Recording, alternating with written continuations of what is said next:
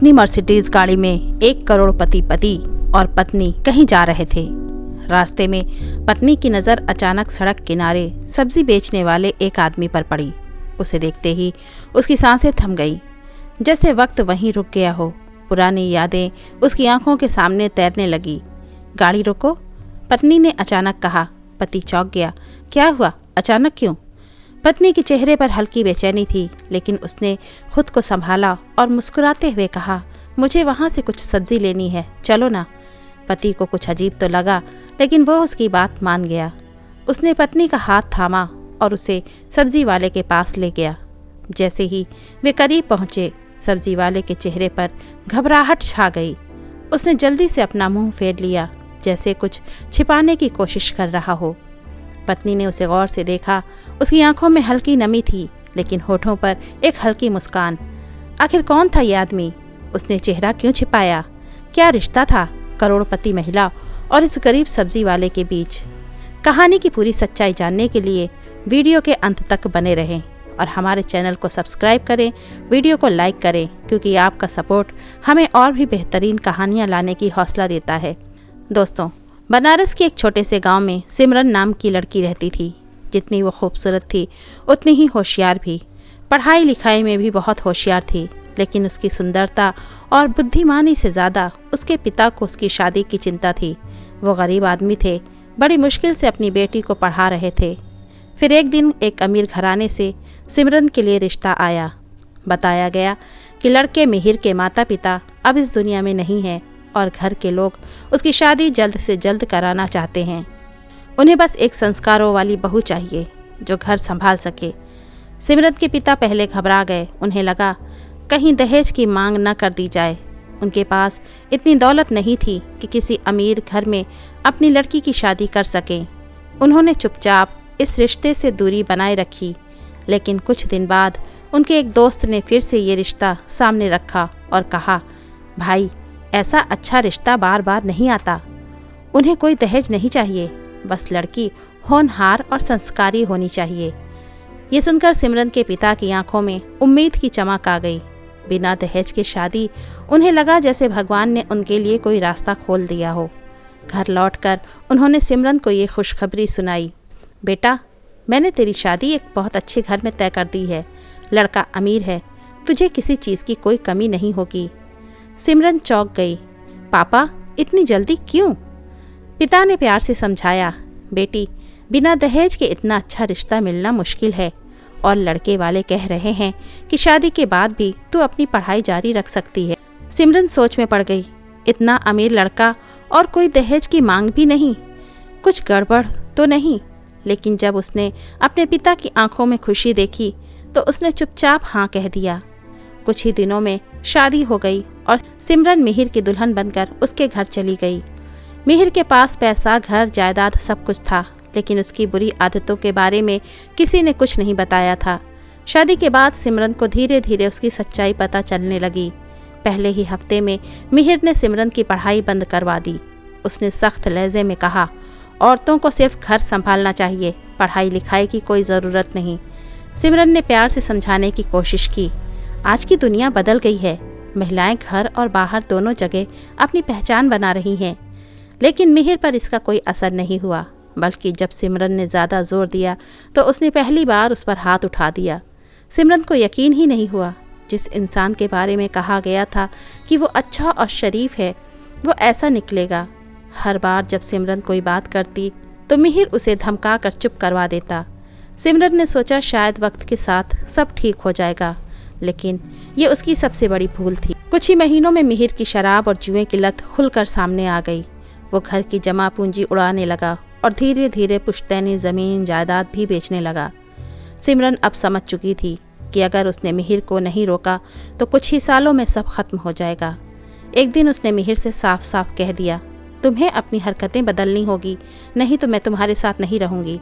मिहिर ज़ोर से हंसा और तंज कसते हुए बोला, औरतों के पास दिमाग नहीं होता, उन्हें सोचने समझने और कोई फैसला लेने का कोई हक नहीं होता।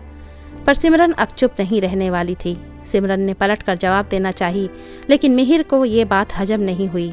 उसने सिमरन पर फिर से हाथ उठा दिया और बेरहमी से पीटने लगा। लेकिन इस बार सिमरन को समझ आ गया था कि अब यहाँ एक पल भी रुकना बेकार है। मिहिर जैसे ही उसे मारकर बाहर गया, सिमरन ने फौरन अपना सामान समेटा और मायके लौट आई। आते ही उसने अपने पिता को सब कुछ बता दिया। आंखों में आंसू थे, लेकिन आवाज़ में हिम्मत थी। पापा, आपने जो किया मेरे भले के लिए किया था, लेकिन मिहिर उस काबिल नहीं है। अब मैं उसके साथ नहीं रह सकती। पिता ये सुनकर सन्न रह गए। सिमरन बोलती रही। उसने सारी बात अपने पिता को बताई। पापा, मिहिर जुआरी शराबी है, और यही नहीं, अब तो वो मुझ पर हाथ भी उठाने लगा है। ये सुन पिताजी को मिहिर पर बहुत क्रोध आया। उनके हाथ पैर ठंडे पड़ गए। सिमरन के सामने हाथ जोड़कर खड़े हो गए। बेटा, मुझसे बहुत बड़ी गलती हो गई, मैं तेरा गुनाहगार हूँ। उनकी आवाज़ कांप रही थी। सिमरन अपने पिता को इस हाल में देखकर भावुक हो गई। उसने उनके हाथ पकड़ लिए। पापा, इसमें आपकी कोई गलती नहीं। आपको कैसे पता होता कि कोई इतना बड़ा धोखा देगा? पिता की आंखों में पछतावा था, लेकिन सिमरन की आंखों में अब डर की जगह हिम्मत दिख रही थी। उसने गहरी सांस ली और कहा, अब और कुछ नहीं होगा पिताजी, मैं उसे तलाक दूंगी और अपनी ज़िंदगी खुद संवारूंगी। पिता थोड़े घबराए। बेटा, ये इतना आसान नहीं होगा। सिमरन ने दृढ़ता से कहा।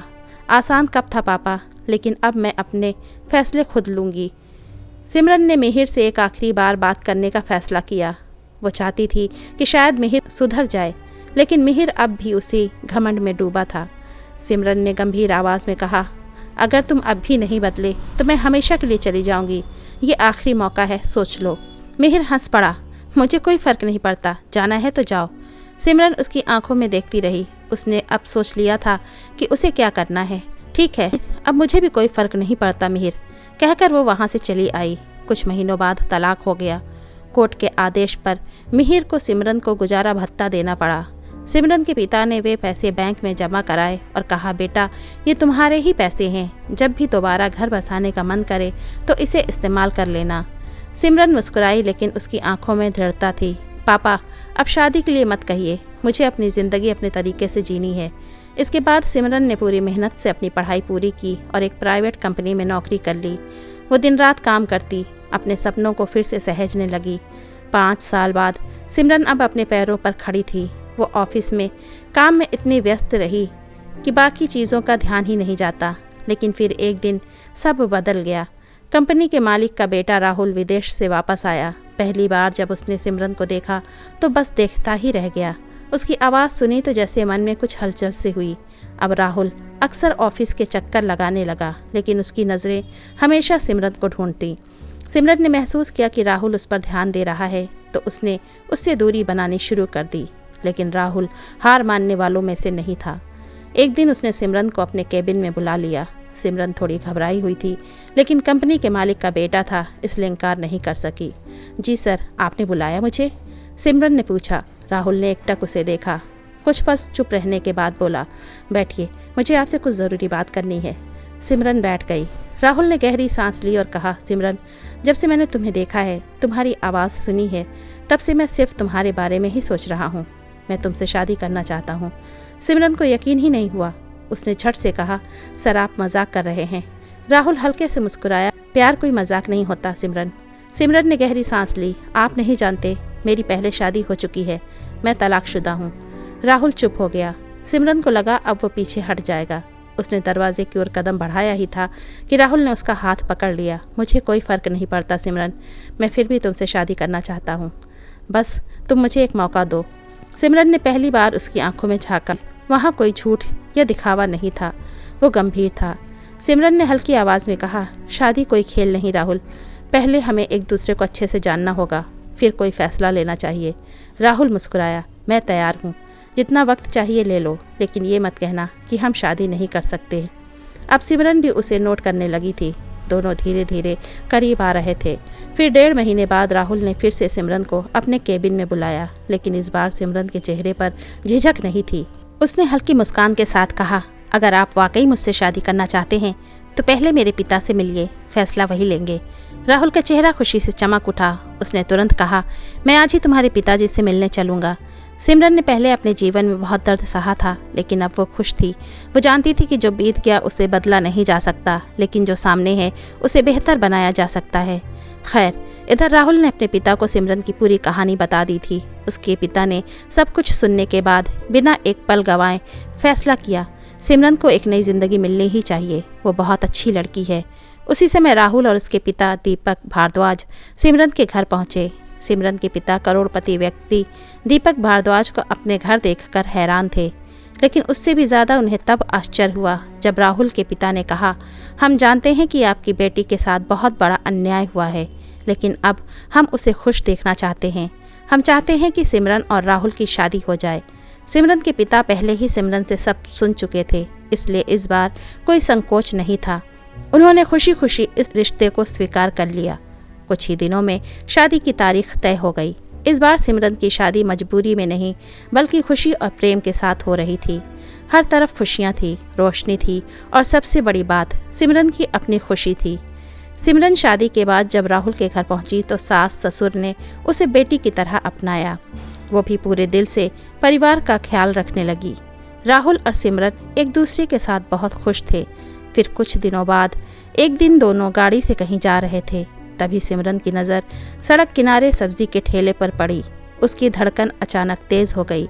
चेहरा जाना पहचाना सा लगा, लेकिन यकीन नहीं हो रहा था। उसने तुरंत राहुल से गाड़ी रोकने के लिए कहा, क्या हुआ सिमरन, अचानक गाड़ी क्यों रुकवा दी? राहुल ने पूछा। सिमरन ने खुद को संभाला और कहा, मुझे कुछ सब्जी लेने हैं। वो गाड़ी से उतरी और धीरे धीरे उस ठेले की ओर बढ़ी। जैसे ही वो पास पहुंची, उसका शक यकीन में बदल गया। वो शख्स कोई और नहीं बल्कि उसका पहला पति मिहिर था। मिहिर ने भी सिमरन को देखा और उसके चेहरे का रंग उड़ गया। घबराहट में उसने तुरंत अपना चेहरा गमछे से ढकने की कोशिश की, लेकिन तब तक बहुत देर हो चुकी थी। सिमरन ठहरे लहजे में बोली, मिहिर, चेहरा मत छुपाओ, मैंने तुम्हें पहचान लिया है। मिहिर की आंखें भर आई। वो कुछ बोल नहीं पाया। राहुल ये सब देखकर चौंक गया। उसने सिमरन को पूछा, सिमरन, तुम इसे कैसे जानती हो? सिमरन ने एक लंबी सांस ली और कहा, ये मेरा पहला पति है जिससे मेरी शादी हुई थी, लेकिन इसने मेरे साथ जो किया वो तुम जानते ही हो। राहुल को समझते देर नहीं लगी कि ये वही मिहिर है जिसने सिमरन की ज़िंदगी नर्क बना दी थी। लेकिन एक सवाल उसके मन में घूम रहा था, पर तुम तो कह रही थी कि इसका बहुत बड़ा बिजनेस है, ढेर सारा पैसा है, फिर ये यहाँ सड़क किनारे फल क्यों बेच रहा है? सिमरन को भी यही सवाल परेशान कर रहा था। उसने मिहिर की तरफ देखा और कहा, मिहिर, ऐसा क्या हुआ जो तुम यहाँ आ गए? मिहिर की आंखों से आंसू छलक पड़े। उसने एक नज़र सिमरन और राहुल को देखा, फिर झटके से सिमरन के पैरों में गिर पड़ा। वो फूट फूट कर रोने लगा। सिमरन, मैं माफ़ी के लायक तो नहीं हूँ, लेकिन फिर भी अगर हो सके तो मुझे माफ़ कर देना। सिमरन की आंखों में कोई गुस्सा नहीं था, बस एक अजीब सा सन्नाटा था। उसने गहरी सांस ली और कहा, मिहिर, अब माफ़ी मांगने का कोई मतलब नहीं, लेकिन मुझे ये तो बताओ कि तुम्हारी हालत ऐसी कैसे हो गई? मिहिर ने भारी आवाज़ में कहा, सिमरन, मैंने अपनी ही ज़िंदगी बर्बाद कर ली। शराब और गलत संगत ने मेरी आंखों पर पर्दा डाल दिया था। मैंने तुम्हारी बातों को नज़रअंदाज किया और उन्हीं दोस्तों पर भरोसा किया जिन्होंने बाद में मुझे धोखा दे दिया। नशे की हालत में उन्होंने मुझसे दस्तावेज़ों पर साइन करवा लिए और मेरी पूरी प्रॉपर्टी अपने नाम करा ली। जब सब कुछ उनके हाथ में चला गया तो उन्होंने मुझे घर से निकाल दिया। मैं दर दर भटकता रहा, लेकिन कोई सहारा नहीं मिला। अब यहाँ सब्जी बेचकर जैसे तैसे गुजारा कर रहा हूँ। ये मेरी सज़ा है। मिहिर की आंखों में पछतावे के आंसू थे। उसने सिमरन के पैर पकड़ लिए और रोते हुए कहा, तुमने मुझे बचाने की बहुत कोशिश की थी, लेकिन मैंने तुम्हारी एक भी नहीं सुनी। मैं बहुत पछता रहा हूँ सिमरन। सिमरन ने अपने पैर पीछे किए और बिना किसी भाव के कहा, कोई बात नहीं मिहिर, मैं तुम्हें माफ़ करती हूँ, लेकिन अब अपनी ज़िंदगी को संभालो और इसे फिर मत बर्बाद करना। मिहिर ने हाथ जोड़कर सिर झुका लिया। सिमरन ने राहुल की तरफ देखा और धीमे स्वर से कहा, राहुल, मुझे लगता है कि ये अब सच में सुधर चुका है। क्या मैं इसकी मदद कर सकती हूँ? राहुल ने थोड़ा अचरज से पूछा, तुम्हें इसकी मदद करने की क्या ज़रूरत है? सिमरन ने हल्की मुस्कान के साथ कहा, मिहिर ने मुझे तलाक के समय कुछ पैसे दिए थे। मैंने वो पैसे कभी खर्च नहीं किए। अब वो पैसे करीब 20 से 25 लाख हो चुके हैं। मैं चाहती हूँ कि वो पैसे इसे लौटा दूँ ताकि ये अपनी ज़िंदगी फिर से शुरू कर सके। राहुल ने सिमरन की आंखों में देखा और फिर मुस्कुराकर सिर हिला दिया। सिमरन ने मिहिर को एक कागज़ पर पता लिख कर दिया और कहा, कल सुबह 11 बजे इस एड्रेस पर जाना, वहाँ तुम्हारे लिए कुछ रहेगा। मिहिर ने कागज़ लेकर हैरानी से पूछा, क्या मिलेगा?